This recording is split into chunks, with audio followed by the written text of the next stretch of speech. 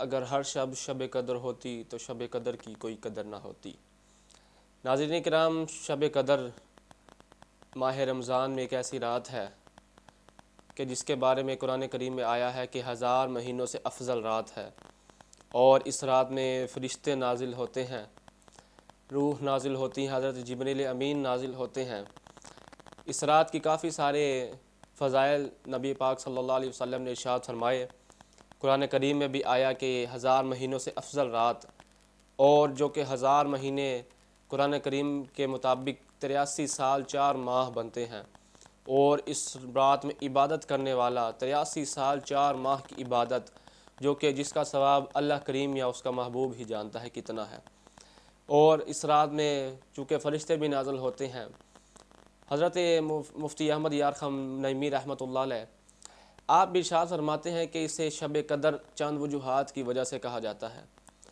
آپ بیان فرماتے ہیں کہ اس رات میں اللہ کریم نے قرآن کریم کو لوح محفوظ سے آسمان دنیا پر نازل فرمایا، پھر اس کے بعد 23 سال کے عرصے میں اپنے محبوب کے سینہ مبارک پہ نازل فرمایا۔ آپ فرماتے ہیں اس وجہ سے اسے شب قدر کہا جاتا ہے۔ اس کے بعد آپ ارشاد فرماتے ہیں کہ اس کی ایک وجہ یہ بھی ہے چونکہ شب قدر قدر بمانا عزت، یعنی کہ عزت والی رات، اس لیے اسے شب قدر کہا جاتا ہے۔ آپ ارشاد فرماتے ہیں کہ اس رات چونکہ فرشتوں کے سپرد پورے سال کا جو معاملہ ہے وہ کیا جاتا ہے، اس لیے اسے شب قدر کہا جاتا ہے۔ پھر آپ ارشاد فرماتے ہیں کہ اس رات قدر کا معنی تنگی چونکہ فرماتے ہیں کہ اس رات فرشتے اس قدر نازل ہوتے ہیں کہ زمین تنگ ہو جاتی ہے۔ آپ فرماتے ہیں اس وجہ سے اسے شب قدر کہا جاتا ہے، اور بھی کافی ساری وجوہات آپ نے بیان فرمائی کہ اسے شب قدر کیوں کہا جاتا ہے۔ اور بخاری شریف کے حدیث مبارکہ نبی پاک نے ارشاد فرمایا کہ رمضان المبارک میں ایک رات ایسی ہے جسے لیلۃ القدر کہا جاتا ہے۔ ارشاد فرمایا کہ جس نے ایمان کے ساتھ اس رات میں ایمان اور اخلاص کے ساتھ اس رات میں عبادت کی، اس کے گزشتہ تمام گناہ معاف کر دیے جاتے ہیں۔ سبحان اللہ۔ اس رات کی اور بھی کافی ساری عظمتیں جو کہ بیان کی گئی ہیں، نبی پاک نے ارشاد فرمائی ہیں۔ اور اس رات کی ضمن میں ایک واقعہ مفسرین کرام بیان فرماتے ہیں کہ حضرت شمعون رحمۃ اللہ علیہ یہ اللہ کے ولی گزرے ہیں پچھلی امتوں میں، اللہ کے ولی گزرے ہیں، اتنے یہ اللہ کے نیک ولی تھے کہ دن میں روزہ رکھ کر رب کی بارگاہ میں کفار کے ساتھ جہاد کرتے، رات کو قیام کرتے، اور آپ اس قدر طاقتور تھے کہ آپ اپنی طاقت کے ساتھ لوہے کی وزنی زنجیروں اور طاقتور لوہے کو آپ دو ٹکڑے کر دیتے تھے، اس قدر آپ طاقتور تھے۔ انتہائی یہ لمبا واقعہ ہے آپ کا، مگر میں اختصار کے ساتھ چونکہ تھوڑی سی عرض کرتا چلوں۔ آپ اس قدر طاقتور تھے، کفار نے دیکھا کہ اس قدر طاقتور انسان، کفار نے آپ کی بیوی کو پیسوں کا لالچ دیا، دنیا کا لالچ دیا، بیوی کو ساتھ ملا لیا۔ بس مختصر کر کے بتاتا چلوں کہ بیوی کو ساتھ ملایا، بیوی نے آپ کو کفار کے سامنے پیش کیا، آپ کے گیسوؤں سے باندھ کر کفار نے آپ کو ستون کے ساتھ باندھا، آپ کے گیسوؤں کو باندھا، اور آپ کی ناک کاٹ دی گئی، آپ کے کان کاٹ دیے گئے، اس کے بعد آپ کی آنکھیں نکال لی گئیں۔ اس قدر ظلم اللہ کے ولی پہ کیا گیا، اللہ کی غیرت کو جوش آیا، اللہ کریم نے ان کفار کو زمین میں دھنسا دیا، اور جو بیوی تھی بے وفا بیوی جس نے سارا کیا، اس پر بجلی گری اور وہ بھی زمین میں دھنس گئی۔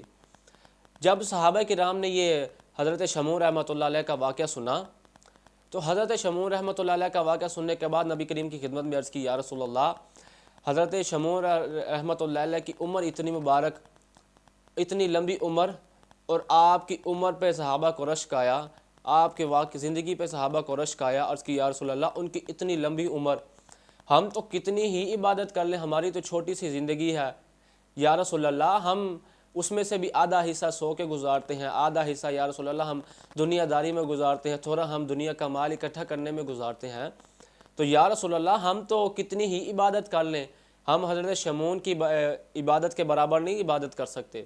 نبی کریم نے یہ بات سنی تو حضور کا چہرہ مبارک پریشان ہوا اور رنجیدہ ہو گئے حضور۔ تو یہ واقعہ گزرا تو حضرت جبریل امین حاضر ہوئے، سورہ قدر لے کر حاضر ہوئے، اور تسلی دی گئی کہ اے اللہ کے محبوب، آپ پریشان نہ ہوں، ہم نے آپ کے غلاموں کو ہر سال میں ایک ایسی رات عطا فرما دی ہے کہ وہ اس رات میں جو عبادت کر لے گا، حضرت شمعون کی عبادت سے زیادہ اسے ثواب دیا جائے گا۔ سبحان اللہ، کہ اس رات جس نے عبادت کر لی حضرت شمعون کی عبادت سے زیادہ ثواب ملے گا۔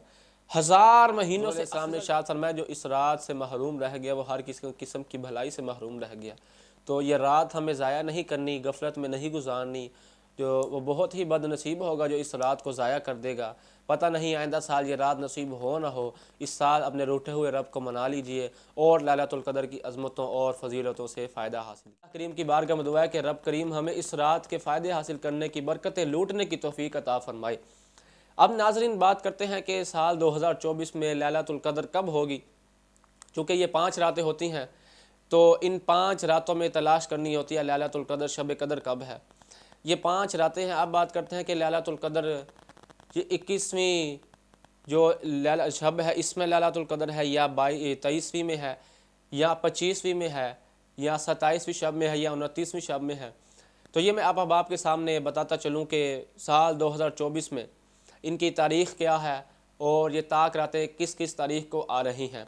تو یہ میرے سامنے موجود ہے، آپ احباب خود بھی سنیں اور اپنے دوستوں کے ساتھ بھی شیئر کریں۔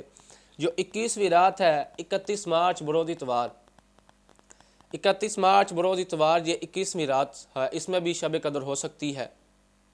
اس کے بعد ہے 2 اپریل بروز منگل، یہ ہے 23ویں رات، یہ اس میں بھی شب قدر ہو سکتی ہے، اس میں بھی عبادت کرنی چاہیے اور خاص طور پر جو احباب اعتکاف کریں گے وہ ان راتوں کی برکتیں لازمی سمیٹیں۔ اور اس کے بعد ہے 4 اپریل بروز جمعرات، اس میں بھی ہو سکتی ہے لیلۃ القدر، شب قدر اس رات میں بھی ہو سکتی ہے۔ اس کے بعد ہے 6 اپریل بروز ہفتہ جو کہ ہے 27ویں رات، اس میں بھی ہو سکتی ہے۔ اور عموماً ہمارے یہاں یہ سمجھا جاتا ہے کہ 27ویں رات کو ہے لیلۃ القدر، مگر ایسا نہیں ہے۔ یہ 5 راتوں میں ہمیں تلاش کرنا ہے کہ کون سی ہے لیلۃ القدر۔ تو ان 5 راتوں میں عبادت کرنی چاہیے، کسی بھی رات ہو سکتی ہے۔ اس کے بعد 8 اپریل بروز سوموار، یہ ہے 29ویں رات، اس میں بھی لیلۃ القدر ہو سکتی ہے۔ تو یہ 5 راتیں آپ احباب کو میں نے بتائیں، اپنے دوستوں کے ساتھ بھی شیئر کیجیے۔